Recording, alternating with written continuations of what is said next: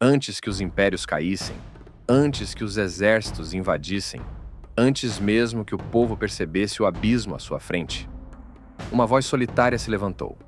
Ela veio do deserto, não da corte, não do templo, mas dos campos secos do sul da Palestina. Era a voz de um homem comum, sem títulos, sem fama, sem prestígio. Um pastor de ovelhas, um agricultor de sicômoros. Seu nome? Amós. Ele não pediu para ser profeta. Mas quando Deus fala, quem pode ficar calado? E ele falou, avisou, gritou, mas ninguém escutou. Hoje você vai conhecer a história de um homem esquecido por muitos, mas lembrado por Deus. Esta é a história de Amós, o profeta que avisou, mas ninguém escutou. Antes de começar, se você ama estudar a Bíblia com profundidade e quer conhecer as vozes esquecidas dos profetas de Deus, já se inscreve no canal, ativa o sininho e compartilha este vídeo com alguém que precisa ouvir a verdade. Agora sim, vamos juntos conhecer o homem que falou o que ninguém queria ouvir, mas falou o que Deus mandou dizer e porque todos deveriam ter escutado. Amós nasceu em Tecoa, uma pequena vila nos arredores de Belém, no reino de Judá. Era um homem simples, não fazia parte da escola dos profetas, não era sacerdote, não vivia entre os nobres. Ele mesmo se descreve assim: Eu não era profeta nem filho de profeta. Era apenas um pastor e cultivador de sicômoros, mas o Senhor me chamou e me disse: Vai, profetiza ao meu povo Israel. Amós 7,14. Ele cuidava de ovelhas em uma região árida, onde o sol castigava a terra e o trabalho era duro. Colhia frutos de uma árvore rústica, que só amadurecia com cortes manuais. Era um trabalho humilde, mas sua alma era sensível à voz de Deus. Enquanto o povo se distraía com banquetes, festas e riquezas, Amós escutava algo diferente, um sussurro divino, que logo se tornaria um rugido profético. Para entender Amós, é preciso voltar no tempo. Era o século 8 a.C. Após a morte de Salomão, o glorioso reino de Israel foi dividido. Ao norte, Israel, com sua capital em Samaria. Ao sul, Judá, com Jerusalém. O povo do norte se afastou de Deus, ergueu templos próprios, altares independentes e abandonou a adoração pura do Deus de Israel. Mesmo assim, Israel vivia dias de prosperidade econômica. O comércio florescia, a agricultura produzia e os palácios se enchiam de luxo. O rei Jeroboão II governava com poder. Mas, enquanto as elites festejavam, o povo pobre era esmagado. A justiça era corrompida por suborno e os tribunais viraram lugar de mentiras. As festas religiosas continuavam, mas eram vazias, rituais sem arrependimento, cânticos sem conversão, sacrifícios eram feitos. E os sacerdotes estavam comprometidos com o sistema, não com Deus. E foi nesse ambiente, aparentemente próspero, mas espiritualmente doente, que Deus levantou um homem do sul para profetizar ao norte. Deus envia Amós do reino do sul, Judá, para pregar no reino do norte, Israel. Era como um camponês atravessando fronteiras para denunciar o rei em praça pública. Assim, seguindo a ordem de Deus, Amós deixa Tecoa e segue para Betel, o principal centro religioso de Israel. Ali, onde o povo adorava com festas e sacrifícios, estava um bezerro de ouro. Sim, mesmo depois de tantos séculos, Israel ainda tropeçava nos mesmos erros do deserto. E foi ali, diante do altar, que Amós soltou sua voz. O Senhor ruge de Sião. Amós 1:2. Ele não começou atacando Israel diretamente. De forma estratégica, ele denuncia primeiro os inimigos vizinhos: Damasco, Gaza, Tiro, Edom, Amon, Moabe. Isso soou como música aos ouvidos de Israel.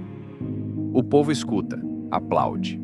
Afinal, quem não gosta de ver o julgamento dos outros? Sim, Deus vai julgar nossos inimigos. Mas então, Amós virou seu olhar para Judá, o Reino do Sul, seu próprio povo, e depois para Israel, onde ele agora pregava. E o tom muda. As palavras de Amós cortam como espada. Vendem o justo por prata e o pobre por um par de sandálias. Amós 2,6. Ele fala de um povo que perdeu o temor de Deus, que se ajoelha no templo e pisa no pobre na rua. Homens que dormem com mulheres como se fossem mercadorias. Juízes que vendem sentenças. Povos que transformaram a adoração em espetáculo. Odeio, desprezo as vossas festas, não suporto as vossas assembleias. Amós 5:21. Deus não se impressiona com cantos bonitos e altares enfeitados. Ele quer justiça. Corra o juízo como águas, e a justiça como um rio impetuoso. Amós 5:24. O que parecia ser uma mensagem contra os outros se tornou um espelho. Mas Israel não quer ouvir. Ignora. Zomba. Deus havia enviado pragas, fome, seca e até derrotas. Tudo para chamar Israel de volta. Mas eles se recusavam a ouvir. Amós, então, profetiza com força. Buscai ao Senhor e vivereis. Ai dos que vivem tranquilos em Sião, e não veem o desastre se aproximar. E por fim o alerta mais sombrio. Eis que vem dias em que enviarei fome sobre a terra, não fome de pão, mas de ouvir a palavra do Senhor. O povo já não escutava. E o silêncio de Deus é o juízo mais temido.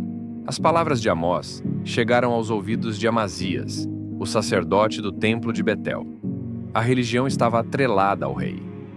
O templo havia virado um símbolo político. Amazias acusa Amós de conspiração e exige que ele volte para Judá. Mas Amós responde com firmeza. Eu não sou profeta profissional, mas o Senhor me enviou. E então profetiza contra o sacerdote. Sua esposa se tornaria prostituta, seus filhos morreriam e o povo seria levado ao exílio. A palavra de Deus não pode ser silenciada. Amós começa a receber visões do céu. Primeiro, gafanhotos devorando as plantações. Depois, fogo consumindo o país. Então, um prumo, representando o juízo de Deus sobre a injustiça. Uma cesta de frutas maduras, indicando que o povo estava maduro para o juízo. E, finalmente, uma visão do próprio Senhor, ao lado do altar, declarando destruição. A mensagem era clara. Chegou o fim. A paciência de Deus se esgotou, mas mesmo assim, ninguém escutava. Poucos anos depois, por volta de 722 a.C., o Império Assírio invade Israel. As cidades foram destruídas. O povo foi deportado. As promessas de prosperidade ruíram. O templo de Betel caiu. O reino do norte deixou de existir. Lançarei fome sobre a terra, não fome de pão, mas de ouvir a palavra do Senhor. Amós 8:11. O juízo profetizado por Amós se cumpriu com precisão. Mesmo com tanta denúncia, Amós não termina com destruição. Deus promete restaurar a casa de Davi. Promete que um novo tempo virá, em que as colheitas serão fartas, as cidades reconstruídas e o povo voltará a habitar em sua terra. Naquele dia, levantarei o tabernáculo caído de Davi, restaurarei as ruínas e plantarei Israel na sua terra. Amós 9:11-15. Séculos depois, essa profecia se tornaria fundamento para a esperança messiânica. Em Atos 15, os apóstolos citam essa promessa como sinal da restauração espiritual em Cristo. Ou seja, a destruição anunciada se cumpriu. E a promessa de restauração também se cumpre, em Jesus.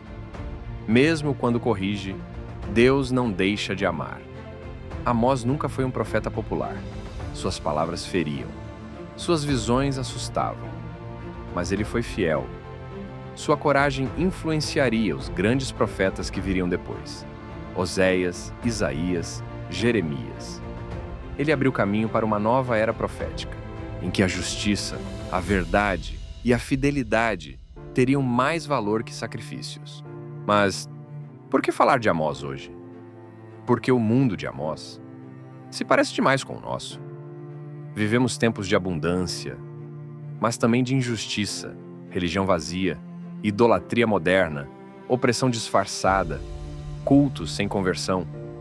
Quantos hoje também ignoram os profetas? Quantos se ofendem com a verdade? A mensagem de Amós não envelheceu. Ela é viva, porque o coração humano ainda resiste, mas Deus ainda chama. A pergunta é: será que agora, finalmente, vamos escutar? Amós era apenas um pastor, mas sua voz ecoou nos palácios. Ele não fez milagres, mas falou a verdade. E hoje sua voz ainda grita. O leão rugiu, quem não temerá? O Senhor falou, quem não profetizará? A pergunta agora é: você vai escutar? Se essa história falou com você, curta, se inscreva no canal e compartilhe esse vídeo com quem precisa acordar para a verdade. Comente aqui: Senhor, abre meus ouvidos. E lembre-se, a verdade pode doer, mas a mentira mata. Seja como Amós. Fale, mesmo se ninguém escutar.